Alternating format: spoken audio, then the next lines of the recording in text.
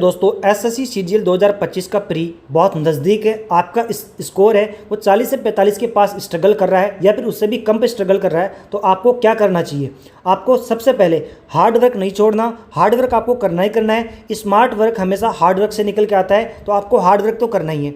अब देखो 4 कैटेगरी के एस्पिरेंट्स होते हैं। वो एस्पिरेंट्स जिन्होंने 2 से 3 बार पीवाईक्यू प्रैक्टिस कर लिया है और उनका स्कोर 40 के आसपास आ रहा है और 1-2 प्री भी दे चुके हैं या फिर मेंस में बैठ चुके हैं, लेकिन वो ऑप्टिमम स्कोर नहीं ला पा रहे हैं।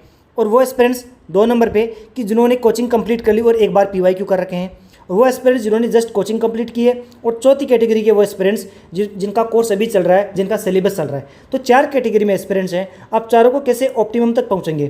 तो देखो, सबसे पहले मैं आपको एक बात बताऊँ, इन्हीं एस्पिरेंट्स के बारे में बात करता हूँ ताकि 3 ये भी आराम से समझ पाएंगे। आपका स्कोर 40 आ रहा है, मैं ये मान के चल रहा हूँ। ये 40 क्यों आ रहा है? देखो, आपका स्कोर 50 आना चाहिए, आपने सब कुछ कर लिया, बट 40 पे टकरा है। ये क्यों टकरा है? 25 क्वेश्चन आते हैं, उनमें से 20 क्वेश्चन आप बना पाते हो, 2 क्वेश्चन आप गलत कर देते हो, 3 क्वेश्चन आपके रह जाते हैं। अब यहाँ पे प्रॉब्लम समझो, जब आप मॉक एनालिसिस करते हो आपको पता चलता है कि आपसे टाइम मैनेजमेंट में प्रॉब्लम हुई है। टाइम मैनेज आपसे ढंग से नहीं हो रहा है। पहली चीज़, टाइम ढंग से मैनेज क्यों नहीं हो रहा? इसका जो मेन रूट है वो है स्किपिंग स्किल, कि आप ढंग से स्किप नहीं करें क्वेश्चंस को। आप किसी क्वेश्चन को लेके बैठ गए, एक ही क्वेश्चन में आपने टाइम दे दिया, उसके चक्कर में आपके बाकी क्वेश्चंस रह गए। सबसे बड़ी प्रॉब्लम यही होती है। तीसरी प्रॉब्लम आपके साथ क्या हो सकती है? देखो, मेरे को पता है, मैंने खुद ने बहुत सारे मॉक लिखे हैं। टाइम मैनेजमेंट का इशू तभी आता है जब आप स्किपिंग स्किल आपकी अच्छी नहीं है। और तीसरी चीज़, अगर आप अच्छे से पीवाईक्यू प्रैक्टिस कर चुके हो, लेकिन जब भी आप लाइव मॉक लिखते हो तो लाइव मॉक 25 क्वेश्चन आते हैं, 25 में से 20 क्वेश्चन तो पीवाईक्यू बेस्ड आते हैं, एकदम डिटो वैसे ही क्वेश्चन आते हैं। लेकिन 5 क्वेश्चंस लाइव मॉक में क्या करते हैं? अच्छे क्वेश्चंस बनाते हैं, चाहे पंडित्स वाले, चाहे आरबी या फिर आप ओलिव, किसी का भी। पंडित्स का मॉक बहुत प्यारा आता है, आरबी का भी बहुत अच्छा मॉक आ रहा है, ओलिव का भी अच्छा है। आप ये मॉक्स लिखते हो, 5 क्वेश्चन ऐसे होते हैं जो आपको फंसाते हैं। वो लैंग्वेज इतनी प्यारी देते हैं कि हर कोई पिक नहीं कर पाता, हर किसी के 50 नंबर नहीं आते। तो इन 5 क्वेश्चंस में लैंग्वेज ब्रेक करनी पड़ती है। क्वेश्चंस वो आसान होते हैं, बट वो लैंग्वेज ब्रेक नहीं होती हर किसी एस्पिरेंट से। तो ये जो 5 क्वेश्चन है, इनकी लैंग्वेज ब्रेक आपको नहीं आ रही, तो आपको तीसरी प्रॉब्लम हो सकती है कि आप क्वेश्चन की लैंग्वेज पिक नहीं कर पा रहे हो। तो ये 3 प्रॉब्लम है इन एस्पिरेंट्स को, तो इनको है तो इनको भी होनी है वो चीज़। तो आप समझो, देखो, आप 40 पे हो, अभी आपका स्कोर 40 आ रहा है। आप जब भी एनालिसिस करने बैठते हो तो आप देखते हो कि जो बचे हुए 5 क्वेश्चन है वो आराम से आपसे बन गए। बस आपको थोड़ा सा टाइम और मिल जाता तो आप आराम से 50 पूरे ले आते। आपको क्या करना है? देखो, आपको टाइम मैनेजमेंट की स्किल सीखनी पड़ेगी, वो स्किपिंग स्किल बोलते हैं जिसको, और साथ में लैंग्वेज कैसे पिक करते हैं क्वेश्चंस की। अब देखो, मेन जड़ ये 2 ही है। टाइम मैनेज अपने आप होगा जब आप इन 2 चीज़ों पे काम करोगे। तो ये 2 चीज़ों पे काम कैसे करना आपको, आप समझो। देखो, आपको सबसे पहले स्किपिंग स्किल पे बात करते हैं अपन। ये आप कैसे सीखोगे, और लैंग्वेज ब्रेक कैसे करना सीखोगे, क्वेश्चंस की लैंग्वेज पिक कैसे करनी है। आपको क्या करना है, जो ये वाले एस्पिरेंट्स हैं, मैं इनके लिए बता रहा हूँ। आपने पीवाईक्यू प्रैक्टिस कर ली है, आप घुट चुके हैं, वो क्वेश्चंस रट चुके हैं, वो जो मेथड्स हैं आपके दिमाग में छपे हुए हैं। लेकिन जो 5 क्वेश्चन बचे हैं उनके लिए आपको क्या करना है? देखो, पहले राउंड में, फर्स्ट राउंड में आप इन क्वेश्चंस को स्किप करके निकल गए, 5 क्वेश्चन को। फिर आगे सेकंड राउंड में जब आपको टाइम मिला तब इन क्वेश्चंस को आपने अटेम्प्ट किया। उनमें उन क्वेश्चंस को अटेम्प्ट करोगे पहले जो कैलकुलेटिव है, जो आपको आते हैं बट आपको लग रहा है कि उनमें 2 से 3 मिनट लग सकते हैं आराम से, तो इन क्वेश्चंस को अटेम्प्ट करो। ये करने के बाद में जो क्वेश्चंस ऐसे बचे हुए हैं जिनका आपको कॉन्सेप्ट नहीं पता या पहली बार देख रहे हो, उन क्वेश्चंस को अटेम्प्ट करो। अगर आपके पास टाइम होगा तो ये जो क्वेश्चंस हैं ये आराम से बनेंगे, जिनका आपको कॉन्सेप्ट नहीं पता या फिर आप पहली बार देख रहे हो, क्योंकि इन क्वेश्चंस को टाइम अगर आपने दिया ठंडे माथे से तो आराम से हो जाएंगे। तो आपका ठंडा माथा कब रहेगा ये समझो। आप कूल माइंड से क्वेश्चन को पढ़ोगे तो आप आराम से कर पाओगे इन क्वेश्चंस को। तो ये कूल माइंड कब रहेगा? जब आपके पास टाइम होगा। तो ये टाइम कब मिलेगा आपको? ये टाइम तभी मिलेगा जब आप स्किप करते करते आओगे। जो 20 क्वेश्चन है 25 में से, उनको आपने 17 से 18 मिनट में कर दिए, बाकी बचा हुआ टाइम इन 5 क्वेश्चन को दे रहे हो कम से कम 10 मिनट, कि भाई 27 से 28 मिनट क्वांट के लिए बचानी है आपको प्री के एग्जाम्स में। तो 27 से 28 मिनट में कितने? 10 मिनट बच रहे हैं। इस 10 मिनट में ये 5 क्वेश्चन आपको अटेम्प्ट करने हैं, इनके लिए आपको बचानी है। अब देखो, आपका जो मेन काम है वो है स्किपिंग स्किल वाला। ये तो हो चुका, ये आप कर लोगे पक्का, मैं गारंटी दे रहा हूँ। अगर आप करोगे तो पक्का हो जाएगा। अब आपको लैंग्वेज ब्रेक करना कैसे सीखोगे, ये कहाँ से आपको सीखने को मिलेगी? अब देखो, आपने पीवाईक्यू कंप्लीट कर रखे हैं, ठीक है, आपको पीवाईक्यू लगाने की ज़रूरत नहीं। अब आपको क्या करना है, डेली के 3 से 4 क्वांट के सेक्शनल मॉक्स लगाने हैं। क्वांट को जो आप टाइम दे रहे हो उस टाइम में आपको डेली के 3 से 4 सेक्शनल मॉक लगाने हैं। आप आरबी के मॉक दो, बहुत प्यारे मॉक हैं सेक्शनल मॉक्स। आप ओलिव के दो, आप पंडित के दो, टेक्स्ट बुक के दो। इनके खुद के बनाए हुए मॉक देने हैं आपको, ना कि पीवाईक्यू, क्योंकि पीवाईक्यू पे कमांड हो चुकी है। अभी आपको क्या करना है, ये मॉक क्यों देने हैं, ये इतने अच्छे लेवल के मॉक्स हैं कि आपसे पूरा पेपर अटेम्प्ट ही नहीं होगा। पूरा छोड़ो, आप 18 से 20 क्वेश्चन ही बना पाओगे। मैंने खुद ने देखा, बहुत अच्छे क्वेश्चन हैं, तो आप 18 से 20 क्वेश्चन ही बना पाओगे। अब यहाँ पे आपको क्या करना है, आपको चैलेंज लेना है कि मेरे को ऑप्टिमम स्कोर लाना है। यहाँ पे आपको परसेंटाइल लेके जानी है बहुत अच्छी। तो इसके लिए आपको क्या करना है, जो क्वेश्चन आपको आते हैं, जो आसान लग रहे हैं, वो आपको जल्दी जल्दी बना लेने हैं। ये क्यों बनाने हैं, क्योंकि आपको एक चीज़ सीखनी है, स्किपिंग स्किल, ताकि आपको टाइम मिल सके।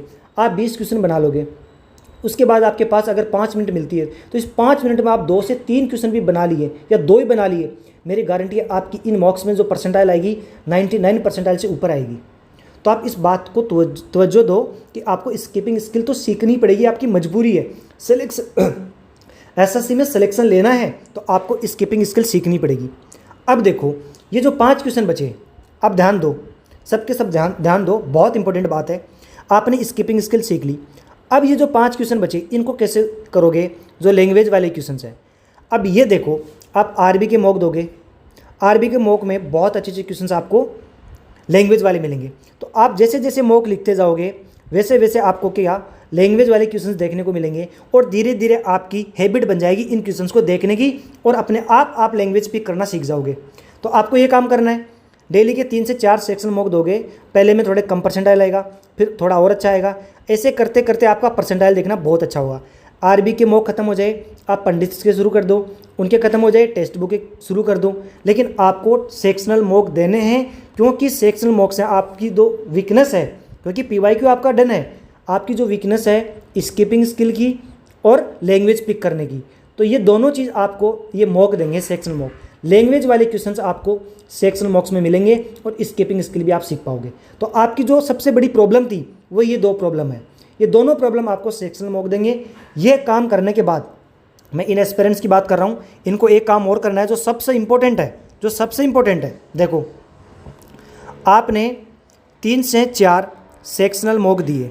अब ये मॉक कैसे देने हैं, आप प्लीज़ थोड़ा सा टाइम निकाल के हाउ टू अटेम्प्ट मॉक मैंने एक वीडियो बना रखी है, उसमें कैसे आपको ठंडा माथा रखना है क्वांट करते वक्त। ठंडे माथे का मतलब एकदम कूल होकर पेपर दोगे तो आपका जो स्कोर है बहुत अच्छा आएगा। आप जल्दीबाजी में घबरा जाते हो, हड़बड़ाहट में क्या होता है, हड़बड़ाहट में जो क्वेश्चन आपको आते हैं वो आप गलत कर बैठते हो। तो आपको हड़बड़ाहट नहीं करनी है। वो हड़बड़ाहट कैसे नहीं करनी, मैंने सारी चीज़ें इसमें बता रखी है, हाउ टू अटेम्प्ट मॉक में, वो आपको देखना है। इसके बाद आपको एनालिसिस वाला पार्ट, अगर आपने सेक्शनल मॉक लिखने में 20 मिनट दिए हैं तो 40 मिनट आपकी लगेगी एनालिसिस में। ठीक है, आपने अच्छा किया है तो आप 10 मिनट में कर लोगे, लेकिन आपको ये करना ही करना है, एनालिसिस बहुत अच्छे से करना है। इसका भी मैंने आपको अलग से वीडियो दिया है। अब क्या करना है, ध्यान से सुनो, जो सबसे इम्पोर्टेंट है सारी चीज़ें होने के बाद में, वो ये है कि आपको एक नोटबुक बनानी है। उस नोटबुक में देखो, आपका पीवाईक्यू आपने रट रखा है, सब कुछ हो रखा है। इस नोटबुक में आपको क्या करना है, जो आप सेक्शनल मॉक्स लिख रहे हो, इनके जैसे 4 सेक्शनल मॉक लिखे तो आपके पास 10 क्वेश्चन ऐसे होंगे जिनके कॉन्सेप्ट या फिर जिनके तरीके थोड़े से अलग है, वो आप नोट कर लो, 10 क्वेश्चन डेली के। अब आप अगले दिन फिर 4 मॉक लिखोगे तो आपको क्या करना है, चारों मॉक का फिर 10 क्वेश्चन आप लिखोगे। तो आप ये 10 क्वेश्चन आप अपनी नोटबुक में ऐड कर रहे हो, तब इनको रिवाइज कर लेना। ठीक है, नेक्स्ट डे आप फिर 3 से 4 मॉक लिख रहे हो, तो ये जब आप 10 क्वेश्चन ऐड करोगे तो आपको ये क्वेश्चन रिवाइज करने हैं और ये भी रिवाइज करने हैं। ऐसे आपको लगातार 3 दिन रिवाइज करना है। अब नेक्स्ट डे आप 10 क्वेश्चन ऐड करोगे, तब आपको ये मॉक का एनालिसिस वापस हो जाएगा और इस डे के भी हो जाएंगे। ये छोड़ देना, क्योंकि ये 3 बार हो चुका। आपको मल्टीपल टाइम्स रिवाइज करना है। अब ये आपके एक वीक में 7 दिन होते हैं, तो 6 दिन आपको ये काम करना है। 7वें दिन आपको क्या करना है, 7वें दिन आप वैसे भी लाइव मॉक्स लिखते हो, बहुत बिजी रहते हो, सैटरडे संडे 2 दिन आप मॉक्स ही लिखते रहते हो। तो आपको क्या करना है, 7वें दिन एक दिन फिक्स करो कि पिछले 6 दिन की जो स्टडी की आपने उसको रिवीजन करना है। सबसे इंपॉर्टेंट काम है रिवीजन का, वो रिवीजन आपको हर 7वें दिन करना है। अगर आप सैटरडे और संडे को रिवाइज करते हो तो आप 5 दिन मॉक लिख दो, 2 दिन आप फुल मॉक लिखते हो, तो आपको क्या करना है, इन 5 दिन का रिवीजन 7th डे कर लो आप। ठीक है, ये आपको करना है। जो ये पार्ट मैंने इन एस्पिरेंट्स के लिए बोली है, ये अगर आप सीरीज फॉलो करते हो 15 दिन भी, तो आपको खुद को दिख जाएगा कि जिस एस्पिरेंट के 37 से 40 नंबर आ रहे थे वो सीधा पहुंच जाएगा 47 से 50 के पास, आराम से जाएगा। ये चीज़ें फॉलो की हुई है, आप देखते जाओ। अब देखो 2 नंबर पे जो एस्पिरेंट्स हैं उनके बारे में बता दूं, जिनकी कोचिंग कंप्लीट हुई है और एक बार PYQ किया, इनको क्या करना है, इनके लिए क्या करना है। देखो आप देखो, इन एस्पिरेंट्स ये एक काम और कर सकते हैं। ये वाले एस्पिरेंट्स अगर आपके पास टाइम मिले तो आप किसी भी डाउट ग्रुप पे, टेलीग्राम पे बहुत सारे डाउट ग्रुप्स हैं, उनमें 10 से 15 क्वेश्चन बाकी बच्चों के डाउट सोल्व कर दो, ताकि आपके मल्टीपल जो कॉन्सेप्ट्स है वो रिवाइज होते रहे। 10 से 15 क्वेश्चन का मतलब आपके मिनिमम 10 क्वेश्चन आपके रिवाइज हो जाएंगे, 10 कॉन्सेप्ट्स। तो आप ये काम कर सकते हो। अब इनको क्या करना है, देखो आपने कोचिंग कंप्लीट कर ली, कोचिंग कंप्लीट के बाद में आपने एक बार PYQ लगा दिया। अब आपको दोबारा क्या करना है, 80 क्वेश्चन डेली के PYQ करने हैं, क्योंकि जो 25 क्वेश्चन में 20 क्वेश्चन सीधे सीधे ईजी हलवे क्वेश्चन आते हैं, वो यहीं से आते हैं। तो इन पे आपकी कमांड पूरी होनी चाहिए। तो आपको क्या करना है, 80 क्वेश्चन PYQ लगाने हैं, साथ में आपको टाइम निकालना है, एक सेक्शनल मॉक डेली देना है। ये क्यों देना है मैंने ऊपर अच्छे से एक्सप्लेन किया है। इससे 2 स्किल सीखने को मिलेगी, स्किपिंग स्किल और जो लैंग्वेज वाले क्वेश्चन है वो आपको सीखने को मिलेंगे। लैंग्वेज कैसे पिक करनी ये आप समझ पाओगे अच्छे से। तो आपको क्या करना है, 80 क्वेश्चन डेली के करने हैं, एक सेक्शनल मॉक देना है, और साथ ही साथ आपको 10 से 15 क्वेश्चन दूसरे बच्चों के डाउट सोल्व करने हैं। बहुत सारे टेलीग्राम ग्रुप हैं, आप अपना भी ज्वाइन कर सकते हो, अपने चैनल का भी टेलीग्राम ग्रुप बना हुआ है। तो आपको ये काम करना है, इससे आपका रिवीजन मोड ऑन रहेगा। आपको क्या करना है, मैंने ऑलरेडी बता रखा है, 80 क्वेश्चन में जो क्वेश्चन आपको लगता है कि आपसे नहीं बन रहे, 5 से 7 क्वेश्चन इनको नोटबुक में ऐड कर लो। सेक्शनल मॉक के 2 क्वेश्चन नहीं बने, इनको नोटबुक में ऐड कर लो। अब जब अगले दिन आप पढ़ो तब इन 5 से 7 क्वेश्चन को रिवाइज करो, इन 2 क्वेश्चन को रिवाइज करो, ऐसे करके पैरेलल चलने दो। इस पे मैंने सेपरेट वीडियो भी बना रखी है, स्ट्रेटजी वीडियो, वही चीज़ आपको फॉलो करनी है, सिर्फ वही। ठीक है, तीनों चीज़ हो गई। अब जो ये बचे हुए हैं जिन्होंने जस्ट कोचिंग कंप्लीट की है, भाई आपके लिए भी सेम चीज़ है, आपको भी यही काम करना है। जो 2 नंबर को करना है वही 3 नंबर को करना है। ये आपको करना है, इस चीज़ को मिस मत करना, डेली सेक्शनल मॉक देना, ताकि आप इन चीज़ों पे पकड़ बना सको। आपको बाद में रियलाइज़ हुआ कि आपसे स्किपिंग स्किल तो है ही नहीं, लैंग्वेज वाले क्वेश्चंस बन ही नहीं रहे, ये काम आपको करना ही करना है। तो ये मैंने आपको बता दिया कि ये एस्पिरेंट्स को क्या करना है, बहुत अच्छे से मैंने एक्सप्लेन किया। इन दोनों को सेम चीज़ करनी है, ठीक है। अब जो बचे हुए हैं जिनका कोचिंग चल रहा है, ये सुनो, आपको क्या करना है, जिनकी कोचिंग चल रही है कि अर्थमेटिक हो गई एडवांस की कोचिंग चल रही है, या फिर एडवांस हो गई अर्थमेटिक की कोचिंग चल रही है, तो आपको क्या करना है, देखो ध्यान से सुनो। एक चीज़, अगर आप कोई चीज़ पहली बार बहुत अच्छे से देखते हो, कोई मूवी देखते हो बहुत ज़्यादा फोकस के साथ, तो वो आपको सदा के लिए याद रहती है। तो आपको क्या करना है, जो आपकी कोचिंग चल रही है, जहाँ से भी आप कोचिंग कर रहे हो, हर एक टीचर बेस्ट है, हर एक टीचर बढ़िया है, वो बढ़िया से PYQ बेस्ड अपनी कोचिंग चलाता है। आपको क्या करना है, जैसे कि आप, मैं मान रहा हूँ कि ज्योमेट्री की आप एक दिन की 3 क्लास देख रहे हो, ठीक है। आपको क्या करना है, इन 3 क्लास को उसी दिन जिस टाइम आप क्लास देख रहे हो उस क्लास में इतने अच्छे से फोकस के साथ करना है, एक एक क्वेश्चन आपको इतने अच्छे से समझना है कि आपको फर्स्ट टाइम में ये याद हो जाए, आपको ये जो मेथड्स हैं वो याद रह जाए, आप सीख जाओ। पूरा फोकस रखो। आप ये मत सोचो कि मैं जल्दी जल्दी कोचिंग कर लूँ उसके बाद प्रैक्टिस करूँगा, नहीं भाई, बहुत गलत रास्ते जा रहे हो। आप इसी टाइम ये एटीट्यूड रखो कि मैं इसको कोचिंग में इतने अच्छे से सीख लूँगा कि मेरे को अलग से PYQ की प्रैक्टिस करने की ज़रूरत ना पड़े। आपको क्या करना है, ये तीनों क्लास बहुत अच्छे से देखनी है, साथ में उसी दिन उसी डे आपको शाम को जब भी टाइम मिले इन तीनों क्लास को या फिर तुरंत इनको खुद से रिवाइज करनी है, तीनों क्लास को। अब क्या करना है, जैसे first day, second day, third day, ठीक है, आप तीसरे दिन ज्योमेट्री की 3 क्लास ले रहे हो, मान लो कि 7, 8, 9, ये आपने क्लास ली, तो आपको क्या करना है, जो ये तीन क्लासें ली थी इनका रिवीजन करना है और इनका भी रिवीजन करना है। अब रिवीजन करो ना, उस टाइम पे आपको शॉर्ट्स नोट्स बना लेने हैं, ठीक है, साथ साथ, ताकि आपको रिवीजन में दिक्कत ना हो। अब फोर्थ डे आप जब 3 क्लास लोगे 10, 11, 12, तो आपको क्या करना है, ये रिवाइज करना है और ये वाला रिवाइज करना। आपको 3 दिन साथ में लेके चलना है ताकि पूरे चैप्टर का रिवीजन मोड ऑन रहे, आपको अलग से टाइम नहीं निकालना पड़े। और 7th डे जो 6 दिन आपने क्लासें ली हैं उनको एक दिन बैठ के ये जो शॉर्ट्स नोट्स बना रखे हैं ये रिवाइज कर लो, ताकि आपको अलग से प्रैक्टिस को टाइम नहीं देना पड़े, बहुत अच्छे से। अब आपको क्या करना है, और सुनो ध्यान से, कोचिंग को अच्छे से करनी है। 3 क्लास टाइम को इस हिसाब से बांटो कि क्वांट को आप अगर 5 घंटे दे रहे हो तो 3.5 घंटे आप क्लासेस देखो, 1.5 घंटे आपको क्या करना है, जो पुराने चैप्टर्स हो चुके हैं अर्थमेटिक के उनको क्या करना है, डेली के 30 से 40 क्वेश्चन जितनी आपकी श्रद्धा हो, जितने आप कर सकते हो, वो आपको डेली, जैसे 10 क्वेश्चन प्रॉफिट लॉस के, 10 CISI के, 10 टाइम स्पीड डिस्टेंस के, या फिर 10 क्वेश्चन CISI के, ऐसे आप जितनी आपसे हो सकते अपनी कैपेसिटी के हिसाब से आप इनको प्रैक्टिस करो सीरीज वाइज। जैसे मैं टारगेट दे रहा हूँ उस हिसाब से आपको करने हैं, ठीक है। आपको क्या करना है, कोचिंग वाला पार्ट बहुत तगड़े तरीके से करना है कि आपको लक्ष्य कोचिंग नहीं करनी, प्रैक्टिस नहीं करनी पड़े। और जो चैप्टर्स हो गए हैं उनको आपको प्रैक्टिस करना है। डेली के 30 क्वेश्चन आपको मिनिमम करने हैं, और वो भी 5 से 7 क्वेश्चन मान लो, 5 से 7 इसके मान लो, 5 से 7 आपको देखो 30 क्वेश्चन है तो ऐसा नहीं कि एक ही चैप्टर के कर रहे हो, 30 क्वेश्चन आप अलग अलग चैप्टर के करो। 10 क्वेश्चन आपने प्रॉफिट लॉस के कर लिए, 10 आपने CISI के कर लिए, 10 इनके कर लिए। अब आपके लिए सेक्शनल मॉक देना मुमकिन नहीं है, क्यों? आपकी कोचिंग चल रही है और ये चल रहा है। तो आप अपनी ये कोचिंग वाले फेज को थोड़ा सा तेज करो ताकि प्री से 20 दिन पहले आपका कोचिंग कंप्लीट हो जाए। क्यों? क्योंकि ये जो 20 दिन बचेंगे इसमें क्या होगा, जो आप कोचिंग कर रहे हो इसका रिवीजन मोड ऑन है, रिवीजन करने की ज़रूरत नहीं है, और प्रैक्टिस भी बहुत अच्छी कर रखी है, और साथ में ये आपने ऑन कर लिया। तो अब आपको क्या करना है, इस बचे हुए 20 दिन में आपको भी PYQ प्रैक्टिस करना है, साथ में 2 सेक्शनल मॉक ऐड कर लेना, ठीक है।